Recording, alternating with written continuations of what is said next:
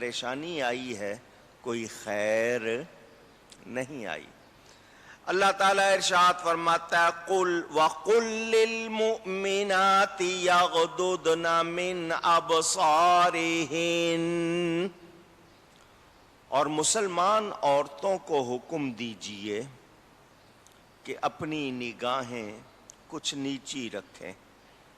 وَيَحْفَظْنَ فُرُوجَهُنَّ، اور اپنی شرمگاہوں پارسائی کی حفاظت کریں۔ وَلَا يُبْدِينَ زِينَتَهُنَّ إِلَّا مَا ظَهَرَ مِنْهَا، اور اپنا بناؤ نہ رکھیں مگر جتنا خود ہی ظاہر ہے۔ اس حوالے سے تفصیل ابھی عرض کرتا ہوں، پہلے آیت پڑھ لوں۔ وَلْيَضْرِبْنَ بِخُمُرِهِنَّ عَلَى جُيُوبِهِنَّ، اور دوپٹے اپنے گریبانوں پر ڈالے رہیں۔ وَلَا يُبْدِينَ زِينَتَهُنَّ إِلَّا لِبُعُولَتِهِنَّ أَوْ آبَائِهِنَّ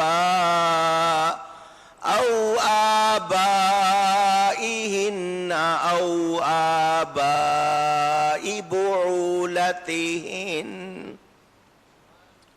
اور اپنا سنگار ظاہر نہ کریں مگر اپنے شوہروں پر یا اپنے باپ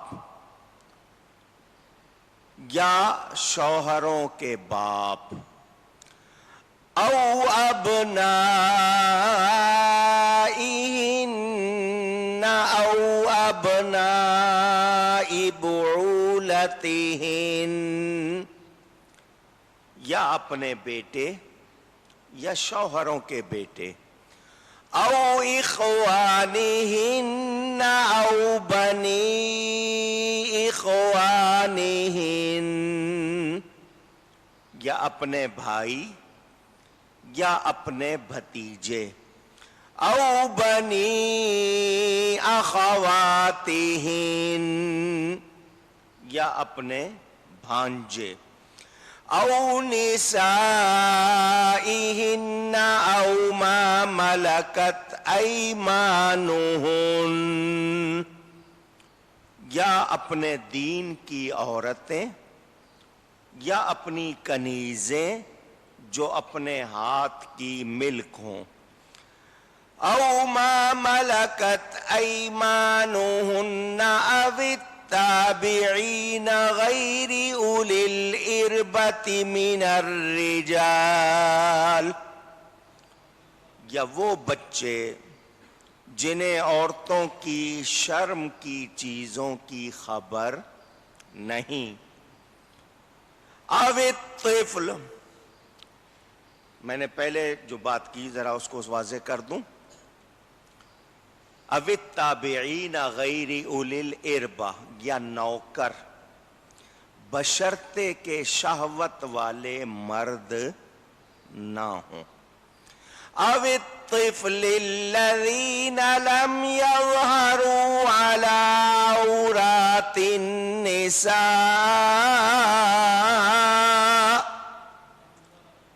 کم سن چھوٹے بچے جنہیں عورتوں کی شرم کی چیزوں کی خبر نہیں، وَلَا يَضْرِبْنَ بِأَرْجُلِهِنَّ لِيُعْلَمَ مَا يُخْفِينَ مِنْ زِينَتِهِنَّ، اور زمین پر پاؤں زور سے نہ رکھیں کہ جانا جائے ان کا چھپا ہوا سنگار۔ وَتُوبُوا إِلَى اللَّهِ جَمِيعًا، اور اللہ کی طرف توبہ کرو، أَيُّهَا الْمُؤْمِنُونَ لَعَلَّكُمْ تُفْلِحُونَ، اے مسلمانوں سب کے سب اس امید پر کہ تم فلاح کامیابی پاؤ. یہ پوری ایک آیت. آئیے اس کی تفصیل میں. پہلی بات، مردوں کو حکم دیا نگاہیں کچھ نیچی رکھو، شرم گاہوں کی حفاظت کرو. پھر عورتوں کو کہا گیا اپنی نگاہیں کچھ نیچی رکھو، شرم گاہوں کی حفاظت کرو، اور اپنا بناؤ نہ دکھاؤ مگر جتنا خود ہی ظاہر ہے. مومنہ عورت ہے تو مومنہ کو کافرہ سے پردہ کرنا چاہیے. سن رہے؟ مومنہ کو کافرہ سے پردہ کرنا چاہیے. ایک عورت دوسری عورت کو دیکھتی ہے تو جا کر اپنے مرد سے اس کی تفصیل بیان نہ کرے کہ اس مرد کو اس کے بارے میں ابھارے کہ وہ اس کو دیکھے یا ملے یا اس کو شوق ہو جائے. اس کے سامنے اس کی تفصیل نہ سنائے. ذرا غور کرتے جائیے گا. جیسے مرد اجنبی عورت کو نہ دیکھے، ایسے ہی عورت بھی اجنبی مرد کو اونچی کہیے نہ دیکھے. میں نے آپ کو حدیث شریف سنائی تھی، اور ہمیں یہ ارشاد نبوی ملتا ہے کہ نابینا مرد کو حضور صلی اللہ علیہ وسلم نے گھر میں آنے کی اجازت نہیں دی. حضرت عائشہ اور دیگر جو اس وقت خواتین موجود تھیں انہوں نے کہا یہ تو نابینا ہے.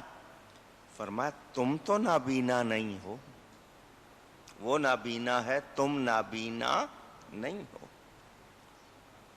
اگر عورت کو گھر سے باہر نکلنا پڑے، باہر جاتی ہے،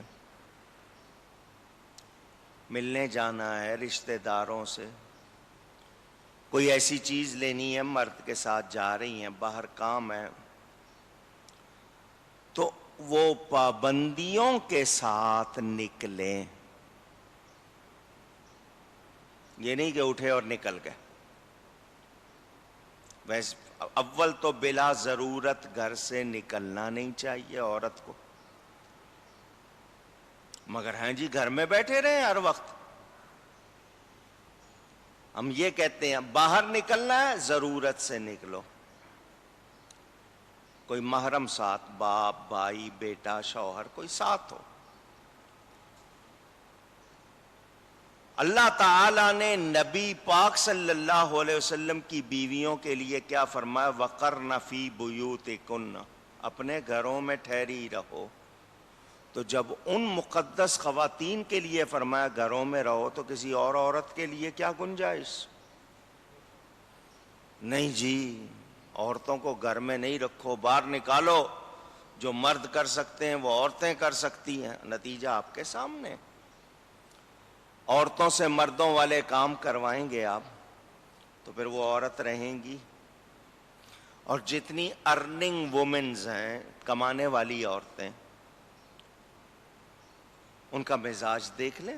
وہ گھر میں کامیاب بیویاں نہیں ہیں، کامیاب مائیں نہیں ہیں.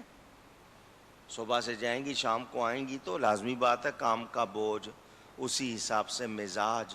مگر ہم کہتے ہیں نہیں جی، عورت کہہ رہی ہے میں گھر میں کیوں بیٹھوں، جو کچھ مرد کر سکتا ہے ہم بھی کر سکتی ہیں. وہ پرانا دور گیا، یہ گیا وہ گیا، نتیجہ اس کا آپ کے سامنے. وہ تمام چیزیں جو عورت کی پارسائی کو نقصان دے سکتی ہیں اس سے بچنا ہے. عورت نے خود اپنی حفاظت کرنی ہے. مرد تو نگران ہے ہی، محافظ ہے، مگر خود کو دعوت نظارہ نہ بنائے. خود ایسی نہ ہو جائے کہ دوسروں کو دعوت دے یا ان کے لیے آسان ہو جائے. یہ فرمایا گیا. اپنی آواز بھی غیر محرم کو نہ سنائیں. بات کرنی پڑے تو نرم لہجے میں نہ کریں تاکہ وہ بات بڑھائے، لمبی کرے، پھر رستہ بنے. یہ ساری کوششیں کہیے گا نہیں کرنی ہے. اسباب ہے نا، اسی سے آگے بات بڑھتی چلی جاتی ہے. آواز والا زیور نہیں پہننا. یہ پاؤں میں کیا کہتے ہیں اس کو؟ پائل. جھنکار جس سے ہوتی ہو وہ نہیں پہننا. اجنبیوں کو سنائی دے رہا ہے، نہیں پہننا. عورت کو اذان کہنے کی اجازت نہیں ہے تاکہ اس کی آواز غیر مرد نہ سنے. اور جو آواز لے کر ساری دنیا میں سنانا چاہے پھر اس کا کیا حکم ہوگا؟ اور کرے پھر وہ سب کے لیے. پھر اس کو کیا شکایت کرنی ہے کہ جی مجھے لوگ یوں دیکھتے ہیں، مجھ سے یوں کرتے ہیں، مجھے فلاں. ایک خاتون تھی غالباً ام ورقہ نام تھا. انہوں نے اپنے گھر میں حضور صلی اللہ علیہ وسلم سے اجازت چاہی کہ میں نماز پڑھا لیا کروں. فرمایا پڑھا لینا، لیکن اذان نہیں دے سکتی. اذان دینے کے لیے لڑکے کو بھیجا گیا. تو تم بند کمرے میں اگر نماز پڑھا رہی ہو تو اذان پھر بھی نہیں دے سکتی. نماز میں عورت چہرہ، منہ، کلائی سے نیچے ہاتھ، ٹخنے سے نیچے پاؤں. دوبارہ سنا دوں. نماز میں عورت اپنا چہرہ، جس کو منہ کہتے ہیں پورا، کلائی، کلائی سے نیچے ہاتھ، یعنی یہ جو رسٹ کہلاتی ہے یہ ہاتھ صرف یہاں تک، اور ٹخنے سے نیچے پاؤں ڈھکنے کی پابند نہیں ہے. اتنا حصہ وہ کھلا رکھ سکتی ہے.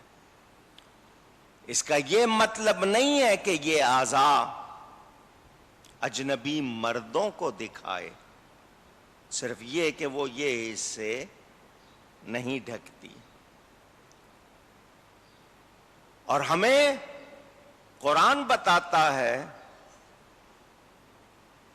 کہ قرآن نے حکم دیا جب تم نبی کی عورتوں سے کچھ سامان مانگو تو پردے کے پیچھے سے.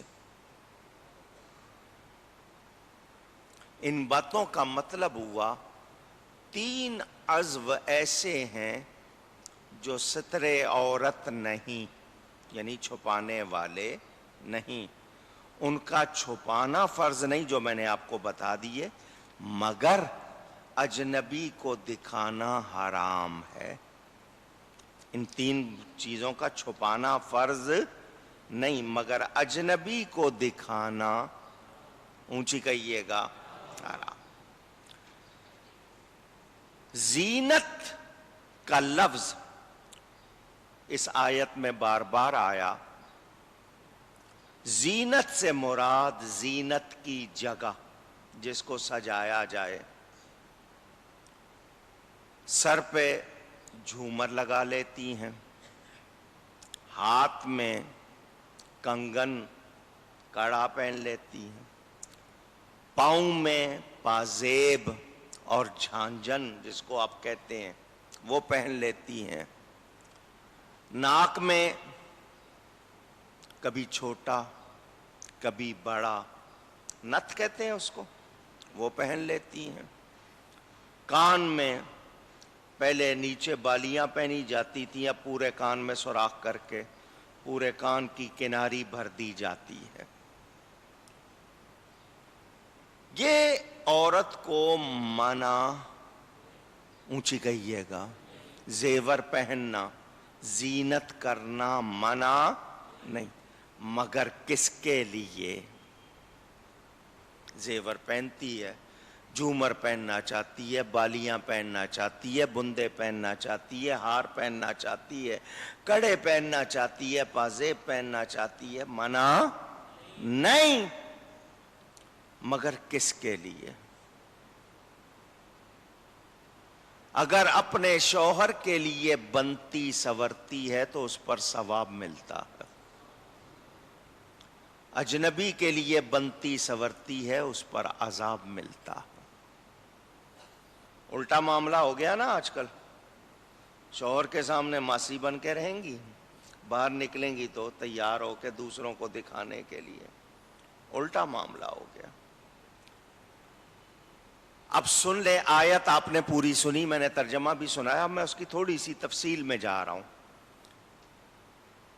عورت کے لیے صرف قمیص یا کرتا کافی نہیں بلکہ دوپٹہ بھی ضروری ہے، دوپٹہ بھی، آواز غائب ہوتا جا رہا ہے اور ہو گیا، آپ نے دیکھا ہوگا۔ کیوں ضروری ہے؟ کہ اس کے جسم کی بناوٹ کا اندازہ نہ ہو سکے، اس کے جسم کی وہ بناوٹ جو مرد سے الگ کرتی ہے اس کو، اس کا دوسرے کو اندازہ۔ یہاں تو یہ حکم دیا جا رہا ہے اور وہاں یہ کہ اسی حصے کو زیادہ دکھانا، شریعت کے خلاف۔ دوپٹہ صرف سر پر ہی نہیں بلکہ اتنا بڑا ہو کہ سینہ اور پیٹھ ڈھک جائے۔ یہ جملے مجھے مجبوراً آپ سے کہلوانے ہیں تاکہ آپ کو یاد آ جائے اور آپ اپنی عورتوں پر اس چیز کو لاگو کریں۔ دوپٹہ اتنا بڑا ہو کہ سینہ اور پیٹھ ڈھک جائے، کور ہو جائے۔ یہ آپ سے میں نے کیوں کہلوائے؟ تاکہ آپ کو یاد ہو جائے۔ دوپٹہ اتنے باریک کپڑے کا نہ ہو جو جسم چھپا نہ سکے، اگر اس میں سے جس کو سی تھرو کہتے ہیں، شفاف، آر پار نظر آتا ہے تو پھر اس کا کوئی فائدہ نہیں۔ اب کس کس سے ہے وہ تفصیل آپ دوبارہ سن لیجئے۔ جب ہم اوپر کی طرف بات کرتے ہیں باپ، تو پھر سارے اصول، ایک لفظ ہے اصل، الف صاد لام، اس کے معنی ہوتے ہیں جڑ کے، بنیاد کے، اور ایک ہوتی ہے فرع، فے رے عین، اس کے معنی ہوتے ہیں شاخ کے۔ اصل کی جمع اصول، فرع کی جمع فروع۔ اب سن لیں، جب باپ کہا تو اس سے مراد دادا، پردادا سب آ جاتے ہیں۔ بیٹا کہا تو بیٹے میں پوتا، نواسا آ گئے۔ فرمایا گیا اپنا سنگار ظاہر نہ کریں مگر اپنے شوہروں پر، یعنی گھر میں سج رہی ہیں، شوہر دیکھ رہا ہے، باپ دیکھ رہا ہے، بھائی دیکھ رہا ہے، بھتیجا دیکھ رہا ہے، بھانجا دیکھ رہا ہے، بیٹا دیکھ رہا ہے، سوتیلا بیٹا ہے دیکھ رہا ہے، یہ گھر کے لوگ ہیں۔ کون ہیں؟ مرد جتنے میں نے بتائے، کون ہے یہ؟ گھر کے لوگ۔ دین کی عورتیں یا کنیزیں،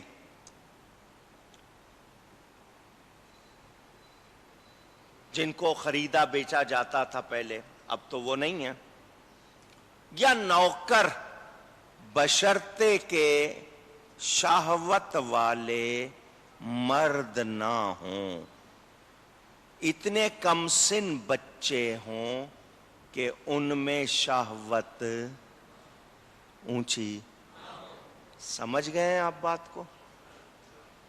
وہ احساس ابھی نہ جاگا ہو جو مرد ہونے کا احساس دلاتا ہے، کم سن ہوں، وہ نوکر یا وہ بچے اپنے تو نہیں ہیں مگر دوسروں کے ہیں، محلے کے، پڑوس کے، جنہیں شرم کی چیزوں کی ابھی خبر نہیں. یہ اسلام. اور اب بچوں کو چھوٹی عمر سے ہی سکھانا شروع کر دیا گیا، بتانا شروع کر دیا گیا. بڑے تو شاید پھر کوئی لحاظ کر لیں، وہ چھوٹے جو ہیں وہ ٹی وی ہے یا آپ کا موبائل فون ہے اور کیا کیا طریقے ہیں جو ان کو عمر سے پہلے خراب کر رہے ہیں، وہ آپ کے سامنے ہیں.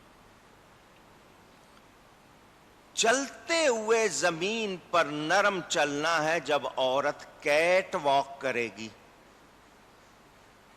بلی کی طرح چلنا یا دوڑنا تو اس کے جسم کے وہ حصے اور زیادہ نمایاں ہوں گے جن کو چھپانا تھا. مجھے لفظ مجبوراً کہنے پڑتے ہیں، سینہ اچھلے گا اور زیادہ اس کا وہ حساب جو جسم کے وہ حصے جو چھپانے تھے اور نمایاں ہوں گے. یہ ہمیں تعلیم دی گئی. شوہر اور محرموں سے پردہ نہیں ہے. شوہر اور محرموں سے پردہ نہیں. محرم کسے کہتے ہیں؟ آپ محرم کا لفظ بولتے ہیں، اصل لفظ محرم ہے جس سے رشتے کی وجہ سے نکاح ہمیشہ کے لیے حرام ہو. ایسی رشتہ داری ہو دونوں میں کہ اس رشتے کی وجہ سے اس سے نکاح، وہ کون ہوتا ہے؟ محرم. خواہ ذی رحم بھی ہو یا نہ ہو، ایک ہی پیٹ کی اولاد ہو یا نہ ہو، مگر ایسا رشتہ ہو جس کی بنیاد پر نکاح نہیں ہو سکتا، وہ محرم ہے. سوتیلے بیٹے شوہر کی کسی پہلی بیوی سے ہیں تو اب وہ شوہر ہو گیا آپ کا، تو